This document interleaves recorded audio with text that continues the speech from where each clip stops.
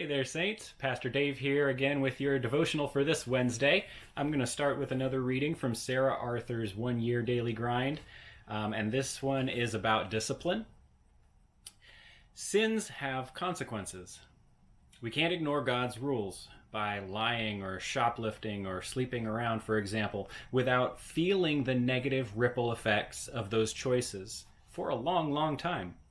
And it doesn't matter whether or not we get caught. Our own characters are maimed for life. This is one of the spiritual realities of the universe, like the law of gravity or the fact that you'll trash your retinas if you stare too long at the sun.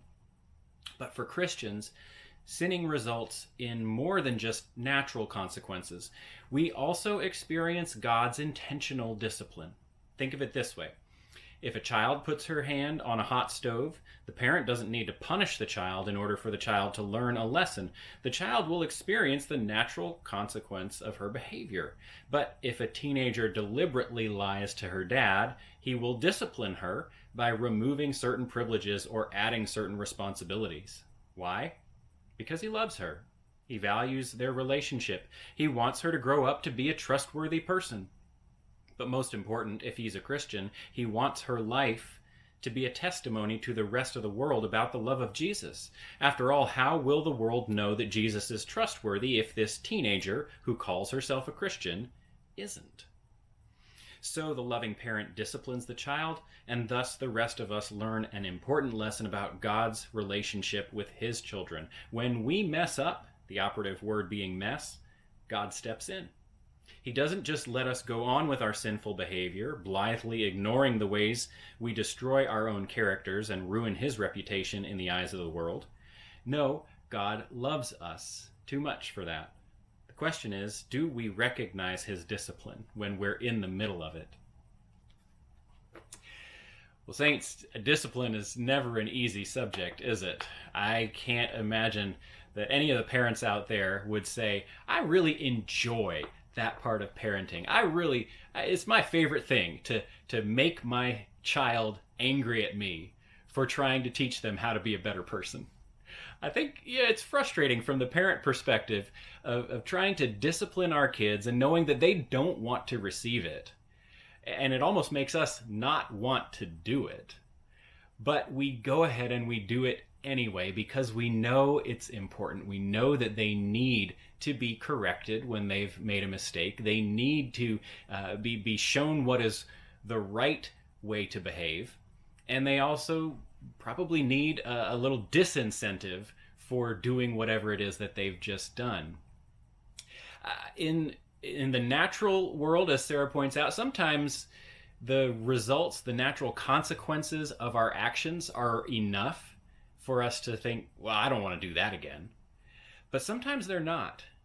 As she pointed out with the hot stove, it hurts when you do something wrong around a hot stove. When you lie, maybe it's not so immediately obvious how it's hurting you or how it's hurting the people around you. And so maybe you want to keep on doing it. When you steal, again, maybe it's not immediately obvious what the consequences of that will be. And so in the Christian worldview, in the Christian sense, discipline from God is that additional incentive or disincentive to help us learn what right behavior really looks like. And again, we know how to do this with our kids. We know that when we're teaching them, it can be a challenging process. It can make us not want to follow through sometimes. I wonder if God feels that way with us. I wonder if God's ever thought, it'd be easier if I just let you do whatever you want. I don't really care. You go ahead and beat each other up. You go ahead and tell each other lies. You go ahead and take whatever you want from each other. And you know what? Eventually you'll figure out that that's not the right way to live. Now, if God did that, would we really be able to say God was loving?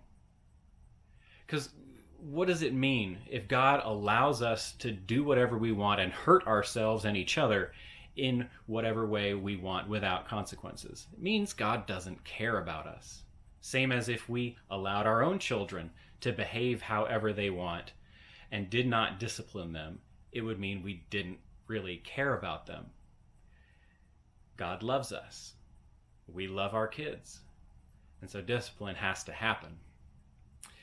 Challenge is for us when that gets turned around and we're not the ones giving discipline, but the ones receiving it. How well do we receive it? How well do we understand that that discipline is happening for a reason, and that the only thing that's going to change the outcome, the only thing that's going to prevent us from experiencing that negative consequence again, is if we change our behavior? I wonder sometimes if adults are really any better at taking discipline than our kids are. Saints, that's your devotional this week. I hope it's something worth thinking about, and I hope you are doing well and staying healthy. I'll be praying for you. Please keep praying for me, and I will see you again soon. Y'all take care.